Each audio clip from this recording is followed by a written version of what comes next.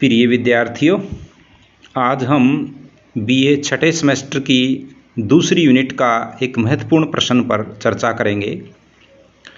फासीवादी विचारधारा अथवा सिद्धांत। इससे पहले हम यह चर्चा कर चुके हैं कि इटली में फासीवाद का उदय किन कारणों से होता है। आज हम चर्चा करेंगे फासीवादी विचारधारा अथवा सिद्धांत पर। देखिए, फासीवाद कोई एक विचारधारा नहीं है और ना ही कोई मौलिक दर्शन है। विभिन्न प्रकार की विचारधाराओं का मिश्रण इटली में फासीवाद को कहा जा सकता है।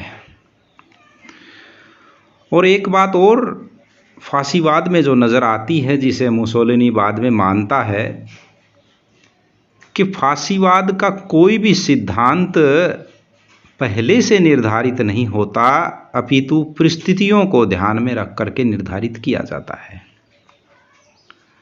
फासिस्ट दल का जब घोषणा पत्र तैयार किया गया, उसके बाद फासीवाद की व्याख्या करते हुए मुसोलिनी ने लिखा है कि फासीवाद कोई ऐसा सिद्धांत नहीं है जिसकी हर बात को विस्तार पूर्वक पहले से ही स्थिर कर दिया गया हो। फासीवाद का जन्म कार्य किए जाने की आवश्यकता के कारण हुआ है। अतः फासीवाद सैद्धांतिक होने के स्थान पर आरंभ से ही व्यवहारिक रहा, अर्थात इसमें इतनी कठोरता नहीं थी कि एक बार से कोई सिद्धांत या विचारधारा निर्धारित कर दी जाए, उसमें कोई परिवर्तन ना हो। आवश्यकताओं के अनुसार, परिस्थिति अथवा लक्ष्य के अनुसार फासीवादी विचारधारा एक लचीली विचारधारा थी जिसमें परिवर्तन किया जा सकता था। फासीवाद कोई एक विचारधारा नहीं है, अनेक दार्शनिक विचारधाराओं का यह मिश्रण है। वास्तव में यह एक विरोधी दार्शनिक विचारधारा है जो अनेक विचारधाराओं का विरोध करती है जो पहले से चली आ रही थी। फासीवाद के समर्थक अवसरवादी थे, वे कार्य में विश्वास करते थे, बात अथवा विचार में नहीं। मुसोलिनी डार्विन के सिद्धांत से प्रभावित होता हुआ नजर आता है, क्योंकि डार्विन के अनुसार, डार्विन ये कहता है कि जो जीवन संघर्ष की प्रतिस्पर्धा में ठहर नहीं सकते वे नष्ट हो जाते हैं। जीवन संघर्ष से भरा हुआ है। फासीवाद का मुख्य स्रोत भी इसी प्रकार का है। फासीवाद में ग्रहण किया गया है कि संपूर्ण जाति बुद्धिमान नहीं हो सकती, इसलिए उसको संघर्ष करना चाहिए। इस विचारधारा के आधार पर फासीवादियों ने उग्र राष्ट्रवाद का निर्माण किया। फासीवाद हिगल के आदर्शवाद से भी प्रभावित होता हुआ नजर आ रहा है। फासिस्टों के उद्देश्य से फासीवाद व्यक्तिवाद, पूंजीवाद, अंतर्राष्ट्रीय समाजवाद, उदारवाद, लोकतंत्रवाद का कट्टर विरोधी था।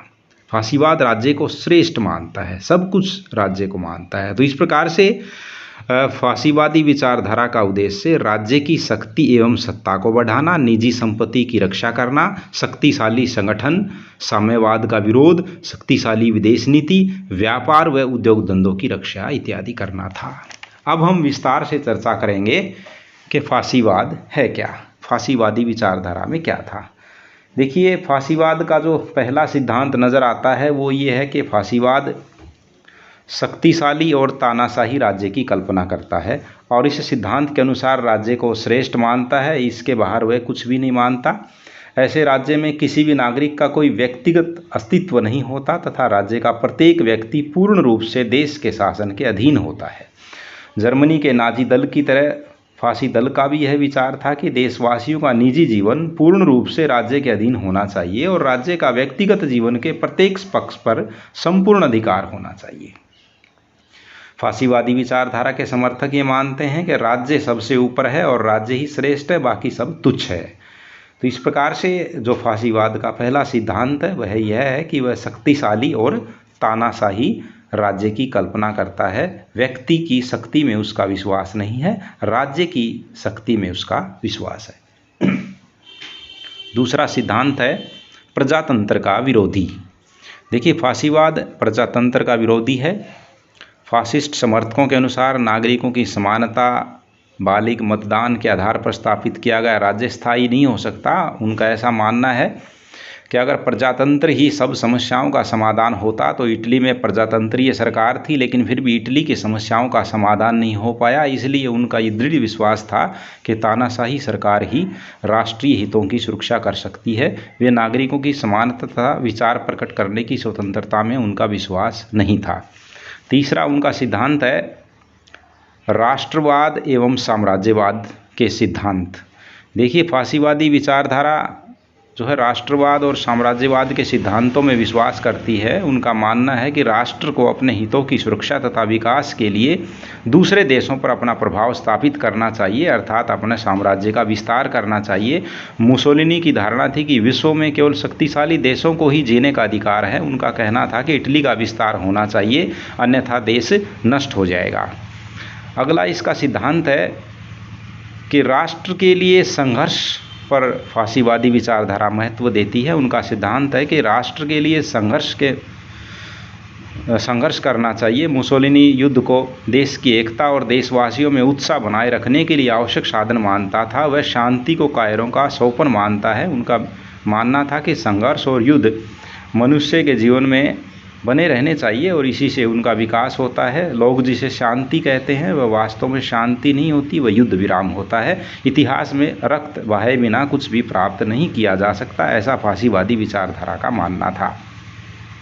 अगली प्रमुख विचारधारा है एक नेता और एक राजनीतिक दल में विश्वास।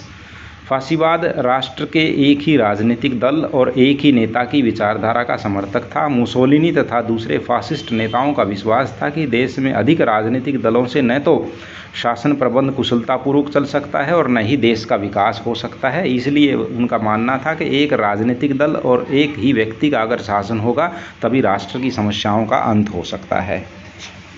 अगली विचारधारा इसकी है कि फासीवाद रूसी ढंग के साम्यवाद का विरोधी था। देखिए, इटली के फासीवाद विचारधारा का अगर हम गहराई से अध्ययन करें तो हम ये मानते हैं कि इटली का फासीवाद जो है रूसी ढंग के साम्यवाद का विरोधी तो था ही था, परंतु वह पूर्ण रूप से पूंजीवाद का समर्थक भी नहीं था। वास्तव में मुसोलिनी साम्यवाद और पूंजीवाद के बीच का मार्ग अपनाता है। वह जहाँ निजी संपत्ति के सिद्धांत को मानता है और भूमिपतियों एवं उद्योगपतियों के हितों की सुरक्षा की बात करता है, और वहीं किसान और मजदूरों की भलाई की तरफ भी ध्यान देता है। तो इस प्रकार से इटली का जो फासीवाद है वो विभिन्न प्रकार की विचारधाराओं का मिश्रण माना जाता है। अगला जो प्रमुख विचारधारा इनकी है कि उनका तर्क में कोई विश्वास नहीं है। फासीवादी विचारधारा में तर्क का कोई स्थान नहीं है। मुसोलिनी का मानना है कि तर्क से देश की समस्याओं का हल नहीं हो सकता। उनका विचार था कि जनता को देश के मुखिया के सभी उचित अथवा अनुचित आदेशों का पालन करना चाहिए। उनकी धारणा थी कि देशवासियों को राष्ट्र के मुखिया की योग्यता पर अंधविश्वास होना चाहिए। मतलब एक व्यक्ति जो भी निर्णय लेता है उसके निर्णयों में पूरी जनता को विश्वास करना चाहिए। अपनी तर्क अथवा बुद्धि का प्रयोग करके नए निर्णय नहीं लेना चाहिए। ऐसी फासीवादी विचारधारा है। और अंतिम विचारधारा जो नज़र आती है वो है कि आरंभ में फासीवाद में पुरानी परंपराओं और प्राचीन विचारधाराओं का कोई स्थान नहीं था, परंतु बाद में हम देखते हैं कि धीरे धीरे उनके सिद्धांतों में परिवर्तन आता है। जैसा कि इस टॉपिक के इंट्रोडक्शन में मैंने बताया कि फासीवादी विचारधारा एक निश्चित विचारधारा नहीं थी, बल्कि परिस्थितियों के अनुसार इसमें मुसोलिनी बदलाव लेकर के आता है। और उसने ये कहा बाद में कि राष्ट्र की नींव प्राचीन इतिहास एवं सभ्यता पर आधारित है। उसका विश्वास था कि प्राचीन गौरवमयी सभ्यता एवं संस्कृति को अपनाए बिना लोगों में राष्ट्रीय भावना जागृत नहीं हो सकती।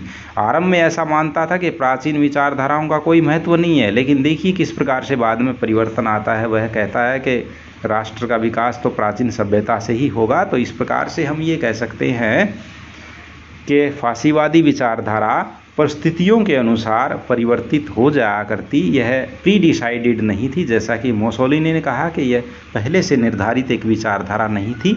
परिस्थितियों के अनुसार तथा लक्ष्य को ध्यान में रख करके विभिन्न तथा नियमों तथा विचारधाराओं को फासिस्ट दल में शामिल कर लिया जाता था। तो आज हमने चर्चा की फासीवादी विचारधारा।